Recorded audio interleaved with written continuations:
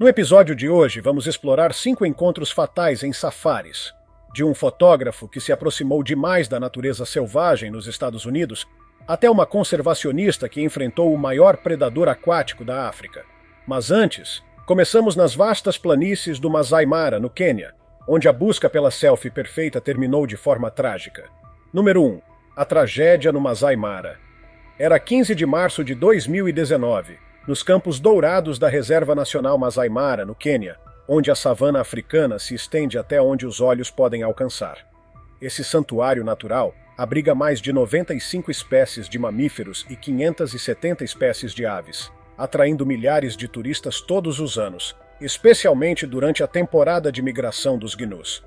Entre acácias retorcidas e colinas ondulantes, predadores e presas continuam o eterno ciclo de sobrevivência que fascina a humanidade há gerações. Delaney Brooks, uma influenciadora de 24 anos vinda de Los Angeles, tinha um objetivo claro: criar conteúdo viral para seus 3.300 seguidores no Instagram. Conhecida por suas postagens ousadas e fotos em locais extremos, Delaney contratou um guia local chamado Samuel Caprotic, desrespeitando as normas do parque. Samuel, pai de 3 filhos e com 45 anos de idade, havia se divorciado recentemente e enfrentava dificuldades financeiras, o que o levou a aceitar a proposta. Mesmo com 15 anos de experiência como guia, a pressão financeira afetou seu julgamento. Delaney, por sua vez, ignorou os alertas de segurança, acreditando que suas experiências anteriores em destinos exóticos eram suficientes para lidar com qualquer situação. A influenciadora exigiu interações próximas com grandes felinos e prometeu uma recompensa generosa a Samuel em troca de acesso a áreas restritas. Embora houvesse presas disponíveis pelas planícies verdes, os leões machos, especialmente na presença de filhotes, reagiam com extrema agressividade quando humanos se aproximavam de suas famílias. Nestes casos, os ataques são geralmente impulsionados por defesa territorial e não por fome. Leões adultos da região do Masai costumam pesar entre 173 e 195 quilos, podendo chegar a mais de 205 quilos durante a temporada de maior abundância de presas. A força da mordida desses felinos varia entre 450 e 700 quilos por polegada quadrada, dependendo da metodologia usada e do ponto de alavancagem nos caninos. Embora os leões sejam mais ativos à noite, já foram documentadas investidas diurnas por machos territoriais quando suas famílias são perturbadas. O ataque aconteceu à tarde, durante a chamada Golden Hour, quando Delaney convenceu Samuel a sair das trilhas turísticas e estacionar o jipe aberto a cerca de 50 metros de uma alcateia com 5 leoas e seus filhotes descansando sob uma árvore de acácias. Ignorando os apelos de Samuel, Delaney desceu do veículo com sua câmera e caminhou cerca de 30 metros em direção ao grupo para registrar imagens de perto. As leoas observaram com curiosidade, mas permaneceram tranquilas sob o calor do dia. Nenhum dos dois notou o enorme leão macho escondido entre as árvores a cerca de 40 metros à esquerda. O animal, com aproximadamente 180 quilos, havia sido perturbado pela presença do veículo em seu território. Enquanto Delaney ajustava sua câmera para capturar a imagem ideal, o leão levantou-se silenciosamente e começou a se aproximar.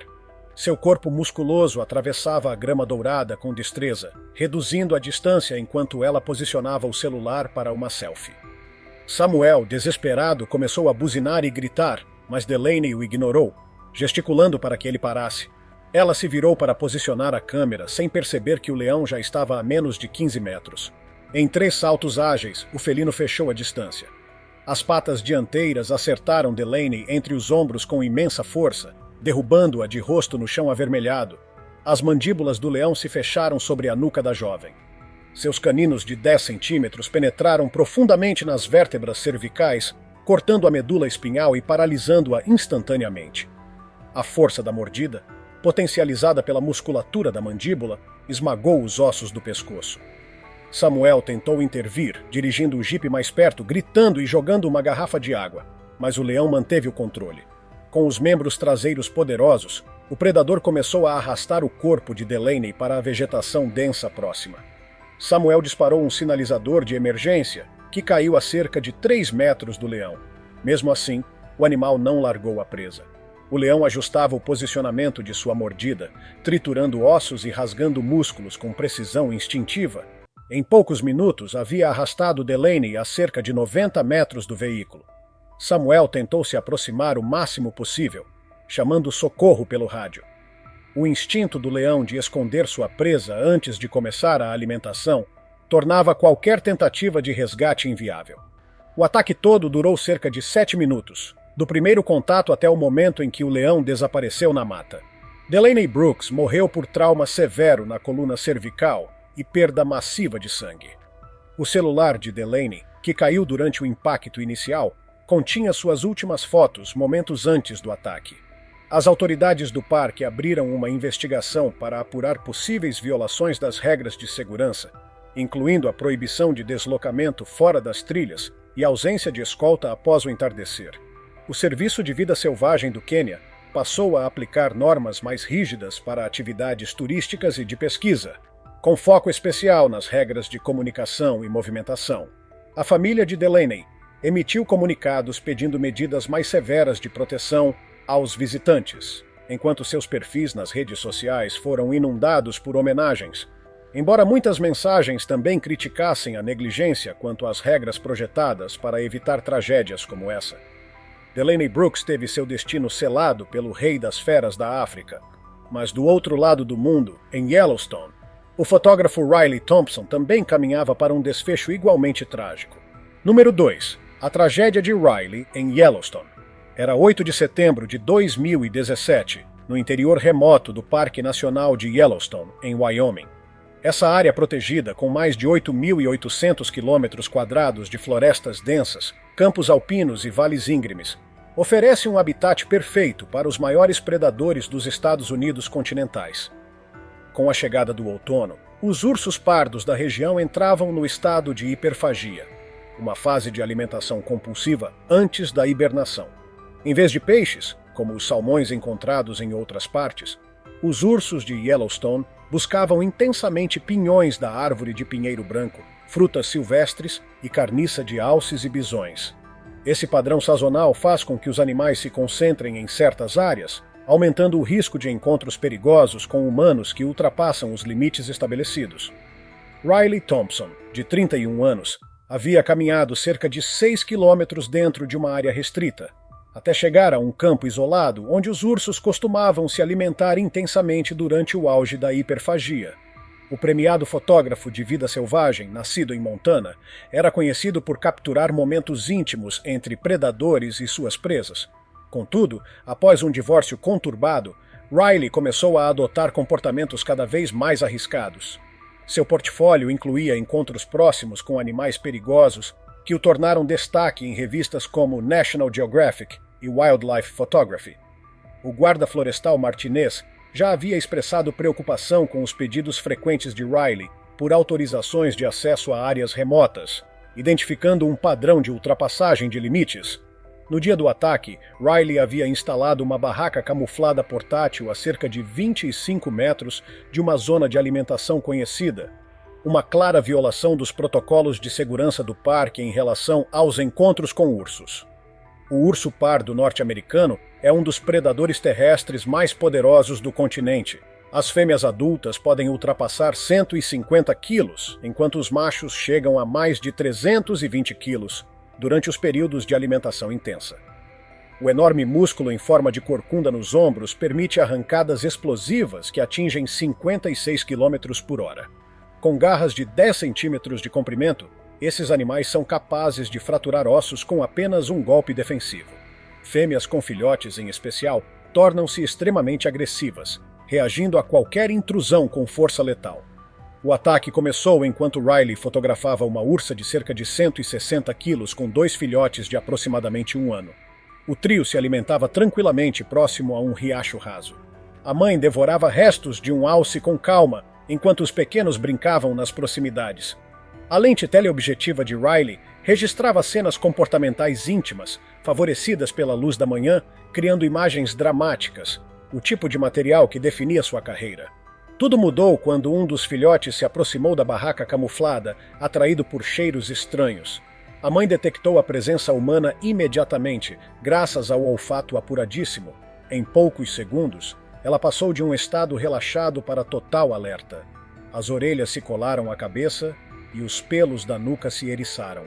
Sinais clássicos de alerta que Riley, dentro de sua barraca, não reconheceu a tempo. A ursa começou a caminhar lentamente em direção à estrutura. Em instantes, sua marcha virou uma investida completa. Ela cruzou os 25 metros em pouco mais de 2 segundos, alcançando velocidade máxima quase que instantaneamente. Com as patas potentes impulsionando seu corpo de mais de 160 quilos e a corcunda balançando a cada passo, o impacto foi inevitável. Riley ouviu os passos e tentou sair pela parte traseira da barraca, mas o equipamento fotográfico e os tripés dificultaram sua fuga. A ursa colidiu com força total contra a estrutura frágil, derrubando a camuflagem e aprisionando Riley sob a lona e os suportes metálicos. Antes que conseguisse se libertar, a pata da ursa atingiu suas costas, atravessando o casaco e perfurando músculos com as garras afiadas. O golpe o lançou quase 4 metros para fora da barraca. A mãe enfurecida atacou o corpo estendido de Riley.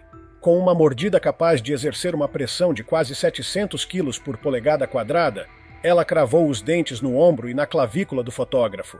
A força do impacto fraturou ossos e possivelmente perfurou um pulmão, causando dificuldade respiratória imediata. Ela o sacudiu violentamente antes de soltá-lo, só para retomar os golpes com as patas dianteiras.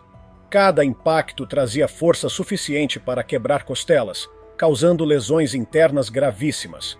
Fragmentos de ossos atingiram os pulmões e o fígado. Riley tentou se proteger em posição fetal, mas a agressividade contínua impediu qualquer reação eficaz. A ursa concentrava seus ataques no tronco e na cabeça. As garras abriram cortes profundos no abdômen, enquanto as mandíbulas esmagavam a lateral do crânio. Acredita-se que o impacto tenha fraturado o osso temporal, levando à perda rápida de consciência. Os últimos golpes causaram danos internos catastróficos e sangramento intenso. O ataque durou cerca de 8 minutos antes que a ursa se afastasse, julgando a ameaça neutralizada. Riley Thompson morreu no local devido a múltiplos traumas, entre eles ferimentos cranianos, hemorragia maciça e falência orgânica. As autoridades do parque realizaram uma investigação completa, analisando a entrada não autorizada de Riley em áreas restritas e seu histórico de violações das normas de segurança. Como o ataque foi classificado como uma reação defensiva para proteger os filhotes, não foi aberta nenhuma medida de controle contra a ursa. O acesso àquela região foi temporariamente suspenso, com patrulhas monitorando a mãe e os filhotes à distância para evitar novos confrontos. O Serviço Nacional de Parques publicou novos alertas voltados a fotógrafos de vida selvagem, reforçando as distâncias mínimas obrigatórias e aplicando sanções mais severas para quem instalar tendas ou esconderijos em zonas de alimentação ativa. A ira protetora da ursa custou a vida de Riley Thompson, e enquanto isso, do outro lado do oceano, em meio à natureza selvagem do Parque Nacional Kruger, na África do Sul, o experiente guia Everett Collins caminhava despreocupado direto para as garras de um dos predadores mais astutos do continente. Número 3. O ataque no Kruger com Everett Collins. Era 22 de junho de 2018 nas florestas densas do Parque Nacional Kruger, na África do Sul. Ali, árvores centenárias formavam verdadeiras catedrais naturais sobre cursos d'água sinuosos. O parque, com uma área de quase 20 mil quilômetros quadrados, é uma das maiores reservas de vida selvagem do continente, lar dos Big Five, e de uma infinidade de outras espécies que atraem visitantes do mundo inteiro. Durante o inverno africano, a vegetação reduzida torna a observação de animais mais fácil, mas também intensifica a atividade dos predadores, que se concentram nas margens dos rios e poços permanentes de água. Everett Collins, de 38 anos, era um guia de safari respeitado, com 15 anos de experiência no Kruger. Reconhecido pelo vasto conhecimento sobre fauna e pela atenção à segurança dos turistas, ele liderava uma excursão especial para a família Morrison, vinda de Ohio, nos Estados Unidos. Era o primeiro safari africano da família, um sonho que vinham planejando há anos. Os Morrison eram um casal de 45 e 42 anos, acompanhados de 2 filhos, de 12 e 9. Haviam pedido para ver grandes felinos durante sua estadia de uma semana, o que aumentava a pressão sobre Everett para proporcionar a experiência completa dos Big Five. O guia sustentava a mãe idosa e ajudava a pagar a faculdade da irmã mais nova com o dinheiro de suas expedições. Portanto, agradar os clientes era fundamental. Naquela manhã, o rádio mencionou o avistamento de um leopardo ferido na região. Um evento relativamente comum e raramente perigoso para grupos guiados. Mas, após 3 dias sem sucesso na busca por leopardos, a frustração dos turistas era evidente, e Everett sentiu-se compelido a agir. O leopardo africano é um dos caçadores mais furtivos e perigosos do continente. Machos podem pesar até 90 quilos e possuem força suficiente para erguer presas com o dobro do próprio peso e arrastá-las para o alto das árvores.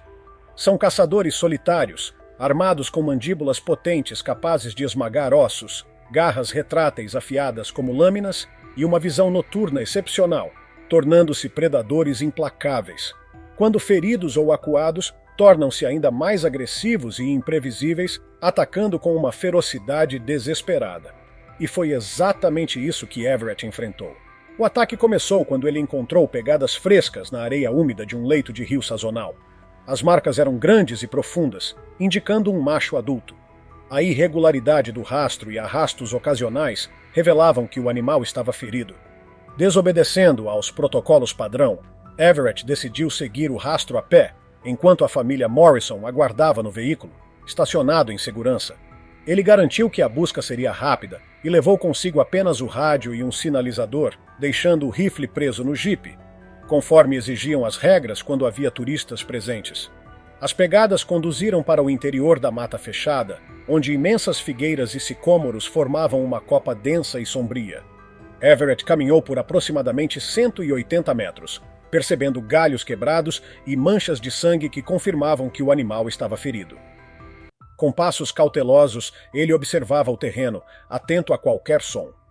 O leopardo, um macho de cerca de 65 quilos, estava escondido a pouco mais de 6 metros de altura sobre um galho robusto de um grande sicômoro.